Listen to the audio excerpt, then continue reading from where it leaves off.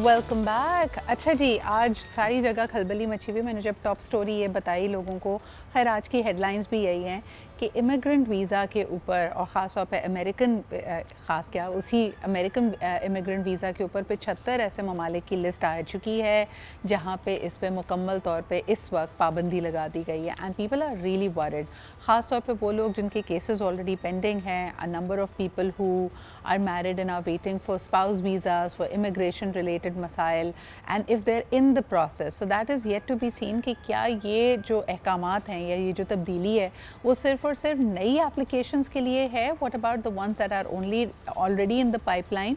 तो इस तरह के बहुत सारे सवाल हैं जो लोगों के जहनों में हैं, and let's find out in the days to come कि ये कैसे शेप अप होता है। लेकिन आज का जो हमारा टॉपिक है वो बहुत ही इंटरेस्टिंग है, विच इज़ ऑल अबाउट कि हम अपने साथ कितनी ज़्यादती करते हैं सिर्फ इसलिए क्योंकि हम दूसरों को खुश रखना चाहते हैं।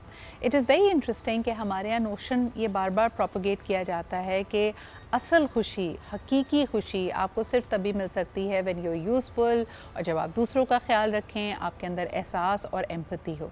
लेकिन जब आप दूसरों को अपने ऊपर फ़ौक़ियत देने लगते हैं, उनकी तरजीहात, उनकी रिक्वायरमेंट्स, उनकी नीड्स को अपने से ऊपर रखने लगते हैं, तो ये एक सस्टेनेबल सोल्यूशन कभी भी नहीं हो सकता, क्योंकि इंसान फितरत तौर पे कभी ना कभी अपने काम का सिला मांगता है। हम इंसान हैं, हम फरिश्ता तो है नहीं। तो अगर आप किसी के लिए कुछ करेंगे, इवेंचुअली आपको भी या तो ये तवक्को होगी कि ये इंसान भी आपका एहसास करे। नेकी कर दरिया में डाल वाला फॉर्मूला तो है नहीं। कहीं ना कहीं आपको ये एहसास होगा कि यार इसके लिए मैंने दिन रात इतनी मेहनत की, मैंने इतना इनपुट किया, इसका सिला मुझे क्या मिला। तो ये फितरी तौर पे इंसान के अंदर लाजिम और मलजूम है कि वो अपनी मेहनत का सिला ज़रूर मांगता है, और मांगना भी चाहिए। और तभी अल्लाह ताला कहता है कि एक बैलेंस क्रिएट होना चाहिए। आप ज़रूर दूसरों की मदद करें, लेकिन या तो उतनी मदद करें जिसको आप राइट ऑफ कर सकें। कंसिस्टेंटली अपने साथ ज़्यादती करके दूसरे को फ़ौक़ियत देना, ये एक रेसिपी फॉर डिज़ास्टर है, क्योंकि इवेंचुअली आपका वो जो जज्बा होता है ना कुर्बानी देने का, सैक्रिफाइस करने का, अपने आप को मार्टर तसव्वुर करने का, वो आपको तकलीफ़ देता है और वो आपके लिए गुस्सा बन जाता है। तो अपने आप को उस पॉइंट पे ना लेके जाएं, और इसके लिए क्या कॉशन हो सकते हैं, इस रास्ते में कौन से रेड फ्लैग्स आते हैं जो आपको रोक रहे हैं, वार्निंग साइंस क्या आती हैं, आइए आज उसको अनपैक करते हैं। We have a fantastic panel today we have with us माहिर नफ्सियात हैं। आप मेरे मुख्तलिफ प्रोग्राम्स में इनको देखते हैं, हमेशा एक बड़ी सुलझी हुई बात करती हैं। हमारे साथ मौजूद हैं Bismillah Parvez. Thank you so much Bismillah for making time for us. आप ही के साथ तशरीफ़ रखती हैं another someone who I really admire for her innovation, for her consistency and for her passion. She is right now working really hard in making her dream come true, which is about putting EB Fest together, Employers Branding Festival, जो कि अपने आप में एक बड़ी नई और जदीद फील्ड है। पहली दफ़ा हमारे यहाँ तो लोग कहते हैं ना जी नौकरी की ते नखरा की, लेकिन आप जहाँ नौकरी कर रहे हैं उनका वैल्यू सिस्टम क्या है, वो आपको किस किस्म की ग्रोथ एंड वैल्यू प्रोपोजिशन दे रहे हैं, ये जानना आपका भी हक है।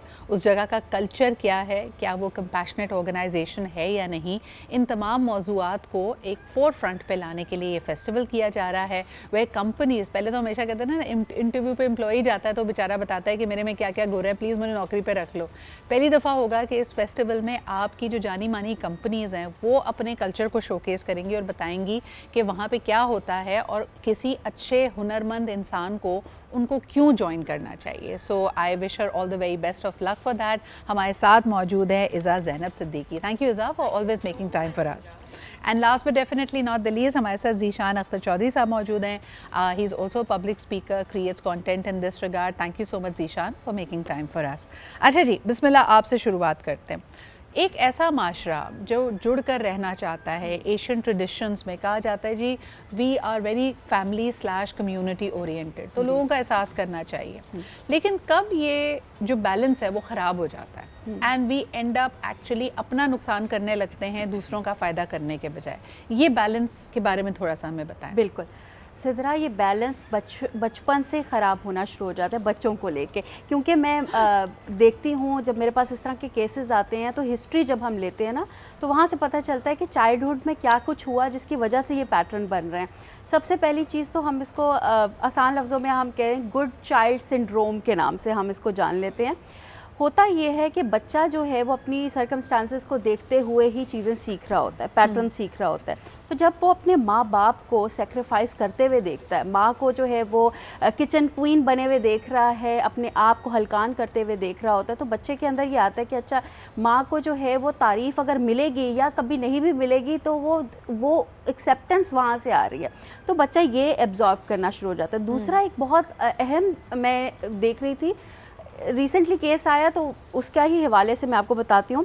बच्चे के अंदर बहुत ज़्यादा एंजाइटी के इश्यूज़ आ रहे थे, तो मैंने जब थोड़ा सा देखा तो पता ये चला कि बच्चे के अंदर जो उसने सेल्फ वर्थ अपनी रखी हुई थी, सेल्फ एक्सेप्टेंस रखी हुई थी, सेल्फ वर्थ को उसने जो था वो एक्सटर्नल एक्सेप्टेंस से जोड़ा हुआ था, जिसका मतलब ये है कि वो अक्सर मुझे ये कहता था कि मैम मुझे जो है ना वो मेरी अम्मी कहती थी जब मैं छोटा होता था कि चुप कर जो अब्बू सो रहे हैं, ठीक है, दादी अम्मा के सामने ग्लास पानी का लेके जाओ तभी तुम्हें टॉफ़ी मिलेगी। तो ये छोटी छोटी चीज़ें, टीचर के आगे पीछे आप उनसे अच्छे से मिलो तब आपको मार्क्स मिलेंगे, ये बच्चा छोटे छोटे पैटर्न सीखता जाता है। अच्छा, लेकिन एक सवाल है, इसको हमारे पेरेंट्स हमेशा समझते थे कि ये तरबियत का हिस्सा है, तरबियत का हिस्सा है। इससे हम बच्चे को एहसास और तमीज़ सिखा रहे हैं। यानी आप हर घर में देखा होगा कि जो बड़ा बच्चा होता है उसको कहते हैं यार वो छोटा है ना तो तुम उसका ख्याल करो, हालांकि ये बेचारा भी काफ़ी छोटा है, यानी 6-7 साल का बच्चा है, आप उसको कह रहे हैं नहीं बेटा अपने हिस्से की चॉकलेट भाई को दे दो क्योंकि वो छोटा है। बिल्कुल। तो अगर इस तरह की ज़बान इस्तेमाल ना की जाए, ये जो इंस्टेंसेस आपने गिराए, इसमें तो यानी बहुत सारे बुजुर्ग इस वक्त देखते हुए कहेंगे कि बुराई क्या है, यही चीज़ें की थी तो अच्छा इंसान बनाया है, और ये ना करें तो आप तो सेल्फिश तरीन होते हैं। तो फिर what's that balance, how do we, what are we doing wrong? हम गलत ये कर रहे हैं कि हम एक एक्सट्रीम पे जा रहे हैं, giving giving giving, sacrificing sacrifice. अब हमने गिविंग को सेक्रीफाइस करने का, एक होता है आप कॉन्शियस गिविंग कर रहे होते हो, कॉन्शियस आप जो है वो लोगों के लिए काम कर रहे हो, वो टेम्पररी होता है। सिद्रा, अगर मुझे लेट्स सपोज कि मेरे फॉर एग्जांपल भाई बहन हैं और उनको किसी चीज़ की ज़रूरत है, तो मैं उनको वो चीज़ थोड़ी देर के लिए मैं अपना कोई काम जो है वो रोक के उनको वो दे सकती हूँ, लेकिन वो टेम्पररी होगा, उससे मुझे सेटिस्फेक्शन मिलेगी कि मैंने किसी के लिए कुछ किया। लेकिन अगर ये लॉन्ग टर्म हर रोज़ के हिसाब से बन जाए कि मैं अपनी नीड्स को जो है वो पीछे रख के अगले बंदे की नीड्स को पहले रख रही हूँ, जिसकी वजह से मेरे अंदर कहीं ना कहीं वो इमोशंस जो हैं वो सप्रेस होते जाएंगे। जैसे कॉन्शियस अगर मैं उसके ऊपर बताऊँ, but this is very good, I want to take this to Iza. Iza, अक्सर ये ख़वातीन के साथ होता है या इवन फॉर यंग प्रोफेशनल्स के साथ भी होता है। अगर मैं थोड़ी सी वैरायटी की बात करूँ कि when an employee is first entering an organisation, तो उसको कहते हैं यार तुम अभी अपनी रिलेशनशिप्स बना रहे हो, अपनी साख बना रहे हो, so first don't ask for rewards, don't ask for acknowledgement, just continue giving. Do you think this is a recipe for success? अच्छा, no, absolutely not. देखिए, आई थिंक स्पेशली नाउ, अब तो ये आई थिंक एडवाइस बिल्कुल ही invalid है, because we always start with कि observe instead of giving, observe. अगर आप किसी ऑर्गेनाइजेशन में नए हो तो इट्स गुड टू ऑब्जर्व कि इधर का कल्चर क्या है, but always have your boundaries. I think what Bismillah was saying was beautiful as well, and to top on that जो एक्सट्रीमिटी की बात करी थी, आई थिंक जहाँ पे हम बात करते हैं, चाहे हम बच्चे से बात करें या एम्प्लॉय से बात करें, कि यू गिव और यू रिस्पेक्ट अदर्स नीड्स, वहाँ पे ही हम दूसरी साइड को भी हम लोग एड्रेस करें कि यस यू ऑलवेज सी कि दूसरी तरफ से आपको रिस्पेक्ट मिल रही है कि नहीं मिल रही, रिटर्न मिल रहा है कि नहीं मिल रहा है, because that's where you know कि किसके लिए कितना करना चाहिए भी है, and I think that's completely fair. अच्छा, कल ना मैंने एक पोस्ट लगाई which was mainly for our crew and our behind the camera team.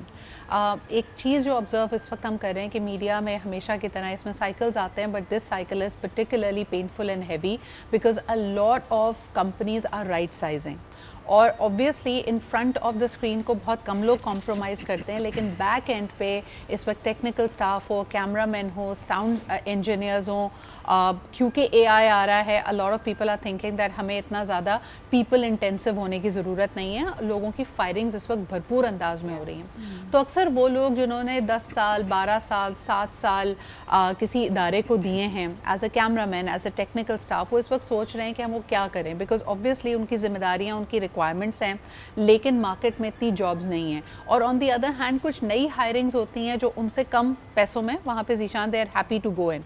आपका क्या मशवरा होगा ऐसे लोगों को, क्योंकि उनको लग रहा है कि वो ज़िंदगी का जो बहुत कुछ दिया, रातें काली की, यानी घर के बहुत सारी चीज़ों को छोड़ के काम को वक्त दिया, राइट नाउ दे फील कि वो तो सब ज़ाया हो गया।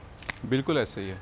देखिए, हम सब सेक्रीफाइसेस करते रहते हैं, और हमें बचपन से ये बताया जाता है, जैसे कि मेंशन किया है कि you have to sacrifice, you have to take care. तो we are genuinely wired to take care, और हम हमेशा से सेक्रीफाइस करते हैं और हम उससे एक्सपेक्ट करते हैं कि हमें इसका रिवॉर्ड मिलेगा। लेकिन हम अपने ऊपर काम करना शायद कम कर देते हैं। हम कोशिश करते हैं कि we have to please everyone, we have to take care of our companions and our bosses. लेकिन जो आपकी हैप्पीनेस और आपकी सक्सेस है, इट कम्स फ्रॉम इनसाइड। जब आप देखें, आप अगर आज वैल्यूएबल हैं, you will be valuable for the next day but not for another day maybe। लेकिन ज़ीशान मुझे बताओ कि ग्राउंड प्रैक्टिकलिटीज़ क्या हैं, क्योंकि जैसे अभी हम बात करते हैं ना, तो कई दफ़ा मुझे फीडबैक मिलता है कि किताबी बातें हैं जी कि बाउंड्री सेट करें। इस वक्त पाकिस्तान में ऐसे बहुत सारे इदारे हैं जहाँ पे 2-2, 3-3 माह की तनख्वाहें नहीं दी हुई हैं, और हमारे लिए हम कह रहे हैं बाउंड्री है, उठ के चले जाओ, मत काम करो। लेकिन ये रियलिटी है कि बाहर नौकरी भी नहीं है। सो लोग उसी सिनेरियो में, उसी तकलीफ़ में, उसी सख्ती में काम कर रहे हैं और सैक्रिफाइस कर रहे हैं। रहना, आप सोचें स्टेट ऑफ माइंड क्या होगा कि 3 महीने से तनख्वाह नहीं मिली है और सुबह आपने काम पे पहुंचना है और काम पे आपको वही सारी चीज़ें डिलीवर करनी है। What should people do? देखिए, इसके 2 पहलू हो सकते हैं। अब इसके अंदर दूसरा पहलू तो ये है कि अगर वो बिज़नेस स्ट्रगल कर रहा है and you want to be part of the struggling business, ताकि जब वो फ्लरिश करे, you want to have the reward. अगर ऐसा है, you should go with the business. करते जाओ, नेकी कर दरिया में डाल। उस पॉइंट पे खड़े होकर देखें कि क्या आप ये सेक्रीफाइस बाय फियर कर रहे हैं या बाय चॉइस कर रहे हैं। If you doing with by fear, तो आप उसको छोड़ें और आप रिकंसीडर करें। लेकिन मैं आपको एक चीज़ वाज़ेह करता जाऊँ कि इस चीज़ को चेक करना, इस सेंसर को देखना कि आप क्या ये वैल्यूएट कर भी सकते हैं कि ये फियर है या नहीं, ये भी एक बहुत बड़ी बात है। एब्सोल्युटली, और इस पे हम बिल्डअप करेंगे। आपने बिल्कुल सही बात की कि या तो अगर आपको खौफ है, क्योंकि कई दफ़ा लोग कहते हैं यार बाहर भी जाएंगे वो भी मुश्किल है। I heard this beautiful thing, जिसके साथ मैं ब्रेक पे जाना चाहूँगी। उन्होंने कहा कि डिफ़िकल्ट चॉइसेस कभी कभी ये नहीं होती कि एक तरफ आसानी है और दूसरी तरफ मुश्किल है, लेकिन मुझे समझ नहीं आ रहा मैं अपने कम्फर्ट जोन से कैसे निकलूँ और आसानी की तरफ जाऊँ। डिफ़िकल्ट चॉइस जो दुनिया की सबसे मुश्किल होती है वो ये होती है कि there is pain in staying and there is pain in leaving. अब आपने कौन सी तकलीफ़ का इंतखाब करना है, ये सबसे बड़ा सवाल होता है, और इस पे हम बात करेंगे एक छोटे से ब्रेक के बाद। Welcome back after the break. अच्छा जी, सैक्रिफाइस सैक्रिफाइस सैक्रिफाइस। जब आपसे कोई ऐसी कोई बात मांग रहा होता है ना, उसको भी पता है कि ये कोई जायज़ मांग नहीं है कि आप तनख्वाह के बगैर काम करें, आप लॉन्ग आवर्स काम करें। और कॉल ऑफ ड्यूटी के बारे में ना एक सेंस ऑफ रिस्पॉन्सिबिलिटी को बहुत ज़्यादा एम्फसाइज़ किया जाता है, चाहे वो एक घर में हो, चाहे वो एक सास अपनी बहू को लेक्चर दे रही हो कि घर देखना, खाना पकाना, घर में सबका ख्याल रखना तुम्हारी ज़िम्मेदारी है, तुम्हें इसका एहसास होना चाहिए, दिस इज़ योर ड्यूटी। या आप काम में भी देखें। लेकिन कभी कभार मैं सोचती हूँ, आप कभी अपने इर्द गिर्द नोटिस कीजिएगा, आजकल सर्दियों का मौसम है तो शायद आपको ये ज़्यादा नज़र आएगा, आपके यहाँ सबसे ज़्यादा जो वल्नरेबल तबका है ना, उसके ऊपर सबसे ज़्यादा भारी जिम्मेदारी आपने डाली हुई है। किसी भी इदारे के सामने देख लीजिए, आपको 2 या 3 सिक्योरिटी गार्ड्स नज़र आएंगे, लेकिन उन गार्ड्स के बैठने की जगह प्रॉपर नहीं होगी, उनके खाने पीने की टाइमिंग्स प्रॉपर नहीं होंगी। सर्दी का मौसम है तो शायद उनके पास जैकेट भी नहीं होगी, लेकिन आपने उसको वहाँ पे खड़ा किया है ताकि आपका एहसास तहफ़्फ़ुज़ हो। और कल को खुदा ना खासा कोई भी सिक्योरिटी या सेफ्टी ब्रीच होगा तो आप उसकी गर्दन जाके पकड़ लेंगे कि ओए तूने, तेरा काम था, you should have been responsible. Whereas when this person is in pain, तब कोई देखने वाला नहीं होता। तो फिर सैक्रिफाइस का मतलब क्या है? एक कॉलर हमारे साथ है, उनकी बात सुन लेते हैं। हेलो, अस्सलाम वालेकुम। वालेकुम अस्सलाम, good morning Sidra Iqbal. Good morning याया, क्या हाल चाल है आपके? अल्हम्दुलिल्लाह, तमाम मेहमानों को सलाम हो और बिस्मिल्लाह को खुसूसी सलाम हो, क्योंकि हमारी खाला थी जो बिस्मिल्लाह के नाम से थी। और आपकी आवाज़ बहुत हल्की आ रही है, अगर स्टूडियो में आपकी आवाज़ बढ़ा दी जाए तो क्या ही बात है। अब आ रही है सिद्रा इकबाल मेरी बात? आपकी आवाज़, आप ऊंचा ही बोल रहे हैं। हमारे स्टूडियो के स्पीकर का वॉल्यूम बढ़ा। हाँ, अब सही है, अब बताइए। अच्छा, थैंक यू। बिस्मिल्लाह को खुसूसी सलाम हो, क्योंकि बिस्मिल्लाह जो हमारी एक खाला थी, उनका नाम बिस्मिल्लाह था और वो बहुत ही बेहतरीन खातून थी। तो मैं ऑलवेज आई रिमेम्बर हिम, जब मैं बिस्मिल्लाह को देखता हूँ तो उनको याद करता हूँ। अच्छा सिद्रा, बात ये कि 2 टॉपिक चल गए आपके प्रोग्राम में, और बहुत वो टॉपिक आप, मैं कहने वाला था कि उसको टेकअप कीजिएगा, क्योंकि एआई की वजह से जो रिप्लेसमेंट्स होगी ना, इवन हो सकता है सिद्रा इकबाल की बजाय कोई एआई लड़की बैठी हो। मैं आपको बताऊं, क्योंकि हमारे इश्तिहारों में 1-2 इश्तिहार मैंने चेक किए, क्योंकि मुझे तो अंदाजा हो जाता है, तो वो आ भी गई हैं। और आज से 5 साल बाद मेरे ख्याल में कोई एक्टर होगा ना, कोई अदाकार होगा, और हॉलीवुड जैसे इदारे के अंदर 2 दफा हड़ताल हो चुकी इसी चक्कर में कि हमारी जॉब को सिक्योर किया जाए। तो एक इशू है जिसको आपको टेकअप करना है। अच्छा, कमिंग बैक टू ये टॉपिक, मैं सिर्फ इतनी बात कहूंगा, देखें बात ये कि आप आपको ये रियलाइज करना चाहिए कि जिसके लिए आप कुर्बानी दे रहे हैं या काम कर रहे हैं वो आपको ऑनर कर रहा है, आपको क्रेडिट दे रहा है कि नहीं दे रहा। लेकिन एक सवाल मेरा ये है कि देखिए कुछ चीजें, कुछ कुर्बानियां ऐसी होती हैं जो अनपेड होती हैं लेकिन आपको देनी पड़ती है, उसके बारे में आप लोग क्या कहेंगे? आप इस पे थोड़ी सी रोशनी डालेंगे, अनपेड से मुराद आपकी क्या है? मैं आपको अपनी घरों की बात बता रहा हूँ ना। देखिए आपके रिश्ते हैं, आपको पढ़ना है। अब इवन आजकल तो ये हो रहा है कि बच्चे भी टेकिंग एज ग्रांटेड लेते हैं। वो ये नहीं रियलाइज करते कि मेरे बाप ने या मेरी माँ ने मेरे लिए इतनी मेहनत की है और आखिर में अगर पूरी चीजें नहीं होती तो ये कह देते हैं कि भाई आपने क्या किया हमारे लिए। That is the question. अच्छा, थैंक यू वेरी मच याया। इसमें मेरा पर्सनल ओपिनियन ये है कि दुनिया में कोई भी कुर्बानी अनपेड नहीं होती है। आप उसकी कीमत ज़रूर चुकाते हैं। कभी आप अपने वक्त से उसकी कीमत चुकाते हैं, कभी आप अपने आराम से उसकी कीमत चुकाते हैं, कभी आप अपनी सेहत से उसकी कीमत चुकाते हैं।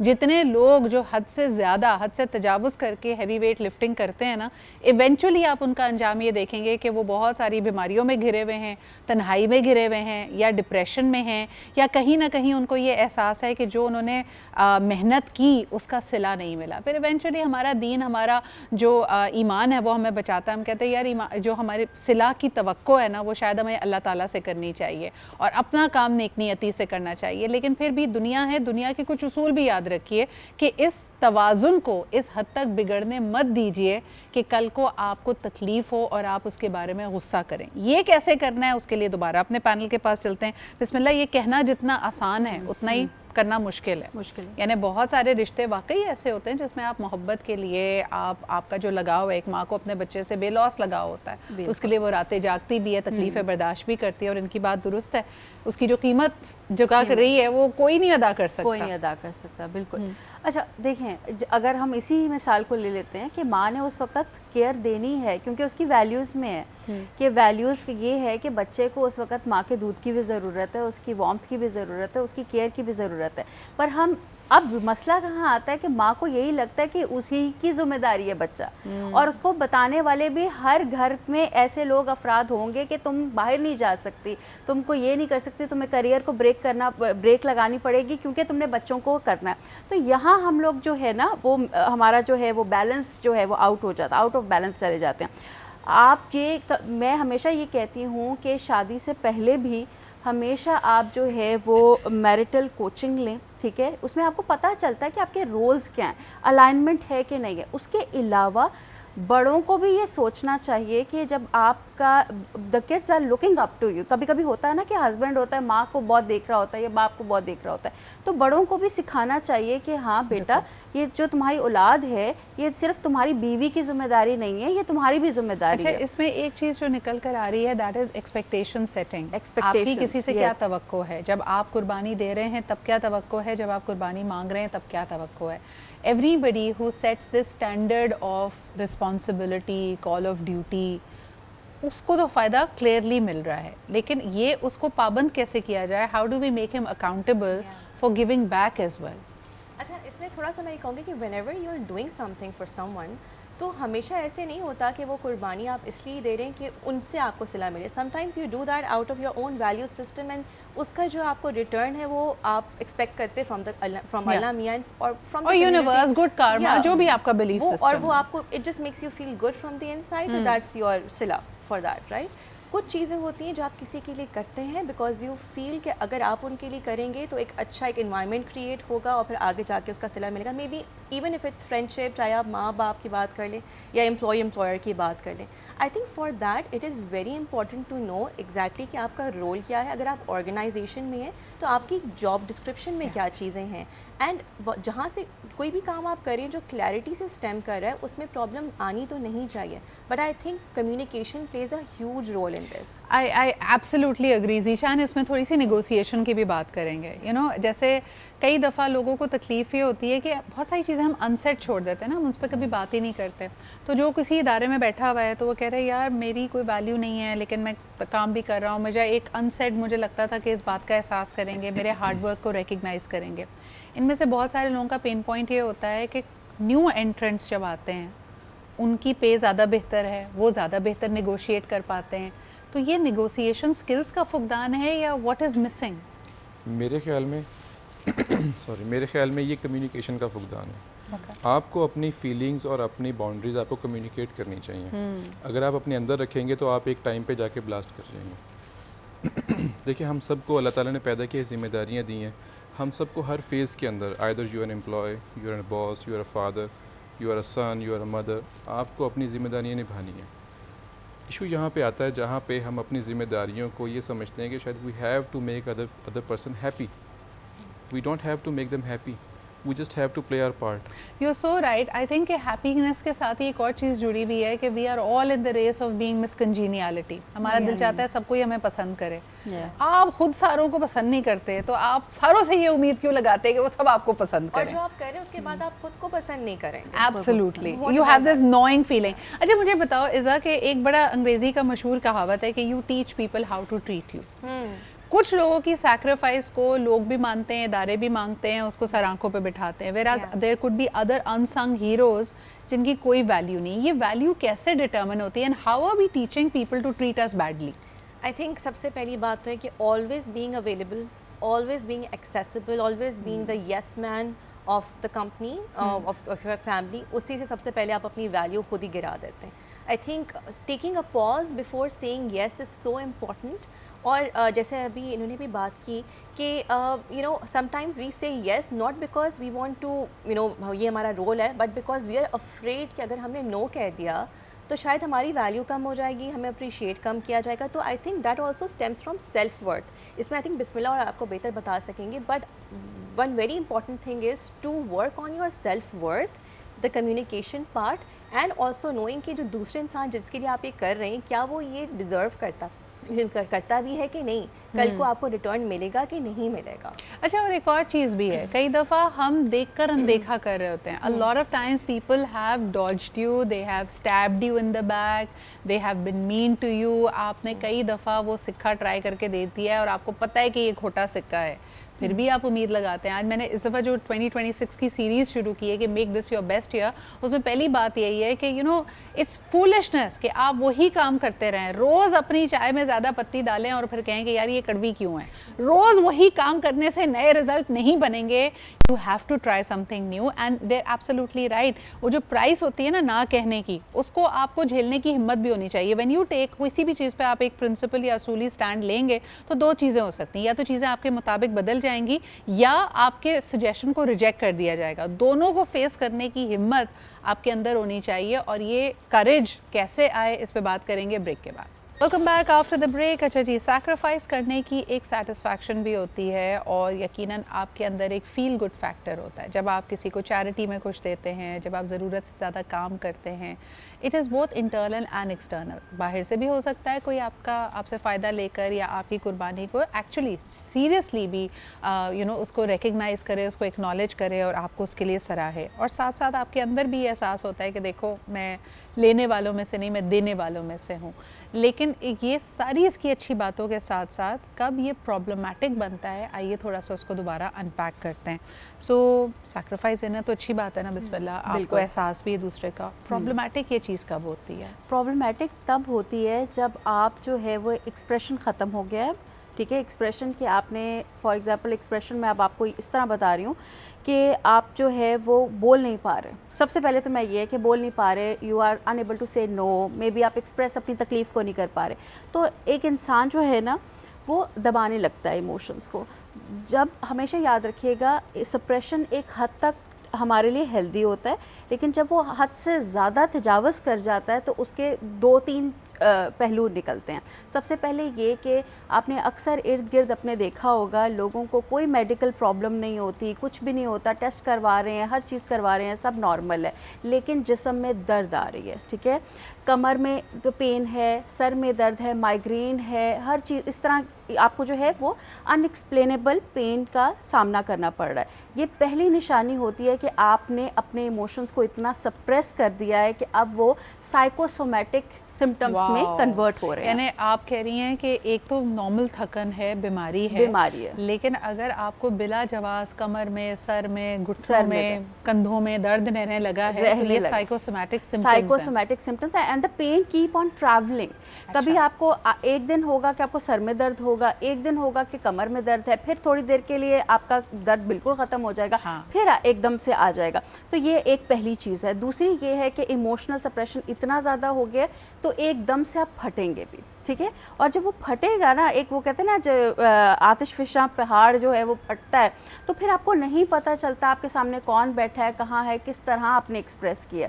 तो ये एक बहुत है कि एक्सप्रेशन इतना ज़्यादा वॉयलेंट भी हो सकता है कि आपको खुद ही ना, आप खुद को भी तकलीफ है। इसके अंदर एक और भी चीज़ होती है, क्योंकि वो तकलीफ बयान नहीं कर पा रहे तो सेल्फ इंजरी, सेल्फ हार्म पे आ जाते हैं। एस्केप चाहिए ना, बेसिकली एक Escape. इंसान है जो तकलीफ में है और बिल्कुल। उसको नहीं समझ आ रहा कि वो अपनी तकलीफ को रिलीज़ कैसे करे। अच्छा, इसमें एक बड़ा अहम पॉइंट मेरे जहन में आया ज़ीशान, जैसे ही हम बात कर रहे हैं ना सैक्रिफाइस की और going beyond the call of duty की, आई एम श्योर 90% लोगों के जहनों में ख़वातीन आ रही होंगी।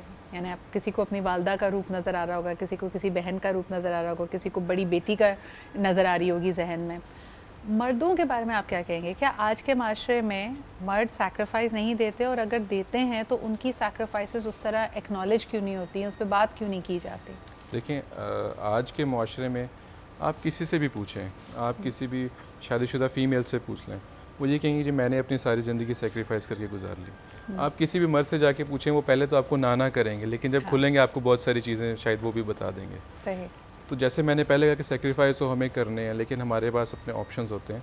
तो सेम पार्ट जो है वो मर्द भी प्ले कर रहे होते हैं, लेकिन मेरे ख़्याल में हमारे माशरे के अंदर शायद औरतों के पास प्ले ग्राउंड थोड़ा सा कम होता है। Domestically they are bound to their houses. मर्द जो हैं they are expose to many thing, वो बाहर जा रहे होते हैं, वो लोगों से मिल रहे होते हैं, तो शायद बहुत सारी चीज़ें कवर अप कर जाती हैं और उनका वो ब्रेक डाउन नहीं होता नहीं, जो लेकिन उल्टा है। हमारे तो नंबर्स इस वक्त हमें ये दिखा रहे हैं कि मर्दों में डिप्रेशन की शरह ज़्यादा है, मर्दों में सुसाइड की शरह ज़्यादा है, मर्दों में फेटल जो कार्डियक प्रॉब्लम्स होते हैं, यानी दिल का आर्जा हो जाना और यकायक कोई ऐसा हार्ट अटैक जो जानलेवा साबित हो, वो मर्दों में शरह ज़्यादा है। हर चीज़ मर्दों में ज़्यादा है। प्रिजन में मर्द ज़्यादा हैं, हर जगह मर्द की जो क्राइम भी ज़्यादा है, तकलीफ भी ज़्यादा है, हर चीज़ तो ये सब तो शो कर रहा है कि ये नहीं है कि वो जो इन्होंने कहा कि इमोशनल सप्रेशन वहाँ पे भी है, लेकिन मर्द की सैक्रिफाइस के ऊपर, उसकी कुर्बानियों के ऊपर ना बात होती है। आप किसी नॉर्मल घर में भी देख लें तो बच्चों का तासुर यही होगा कि अब्बू तो बाहर चले जाते हैं और इम्प्रेशन ये है कि अब्बू बाहर जाके बहुत मज़े करते हैं, प्रॉब्लम में हम हैं। ऐसे ही है। उसमें अब देखें ना कि अब आप इस चीज़ को थोड़ा सा पीछे लेके आएँ। एक बच्चे की शादी होती है और एक बच्चे की शादी होती है। हम अपनी जो हमारी बहनें हैं या बेटियां, उन्हें हम कैसे वायर करते हैं? जैसे उनकी शादी होती है हमें उनका एक स्विच ऑफ कर देते हैं कि you have to be good, you have to adjust. इसी तरह से जब एक लड़के की शादी होती है तो उसको बताया जाता है you have to fulfil, no matter what, आपको वो करना ही करना है। प्रोवाइडर हो तुम। Second, you can not show your emotions. आपने जैसे अपने इमोशन शो किए, you will be deemed as weak, और you have to be the figure that people can stand. अच्छा, मेरा एक सवाल है, अगर मर्द बहुत ज़्यादा बर्डन फील करे इज़ा, तो तुम्हारे ख्याल में तुम्हारे इर्द गिर्द अगर तुम नोटिस करती हो, who is he most comfortable with? वो अपने दोस्त से जाके अपना दर्द बयान करेगा, वो अपनी माँ के सामने अगर आंसू बह जाएं तो उसको प्रॉब्लम नहीं होगी, या अपनी वाइफ से आकर वो बात करेगा and he will be very very open candid और उसके सामने रोने से उसको आर नहीं होगा? मर्द के पास ये स्पेस है कहाँ? आई पर्सनली थिंक कि जो उनके लिए सबसे पहली जो है माँ है। माँ के पास माँ की कोई जगह नहीं ले सकता। And then second one is wife. ये मेरा पर्सनल आई थिंक बिलीफ है कि men feel very comfortable because माँ ने तो देखा हुआ ना आपको रोते हुए, माँ ने आपके डायपर्स भी चेंज किए, तो यू नो कि उनके साथ वल्नरेबल। और बीवी के साथ I think it also depends on your dynamic with your wife, with your spouse, लेकिन mostly I think men are comfortable. चलो, इसको मैं बिस्मिल्लाह, आपकी भी बहुत ज़्यादा बात होती रहती है and I feel very few man सीख थेरेपी। अब तो फिर थोड़ा सा रिवाज आने लगा है कि अच्छा, अगर मिसाल के तौर पे तलाक होती है या किसी अपहीवल से कोई कपल गुजरता है, ख़वातीन आर मोर फोर्थ कमिंग, उनको कहा भी जाता है, उनके लिए हेल्प अवेलेबल होती है, उनके सोशल स्ट्रक्चर्स भी ऐसे आदमी के पास नहीं होती है। तो अगर मैं यही इज़ा वाला सवाल आपसे करूँ, किसके सामने ओपन अप करते हैं आदमी? मेरे नज़रिए में तो किसी के सामने नहीं कर पाते। अच्छा, ऐसे भी केसेस मैंने देखे हैं कि वाइफ के सामने ओपन अप किया है, रोए हैं, तो सबसे पहली चीज़ जो वाइफ ने बोली वो ये बोली कि मैं एक बच्चे को पाल रही हूँ, रो पड़ा ना तो वो कहे बच्चे को पाल रहे हो, और ये मेरे सामने केस आया, ओए, ठीक है। माँ के सामने एक्सप्रेस करते हैं तो माँ जो है क्योंकि इमोशनली चार्ज हो जाती हैं, तो वो जो जिसने ज्यादती की है फिर वो बहू के ऊपर भी आएगा, वो सब पे आएगा, वो अपना एक्सप्रेस।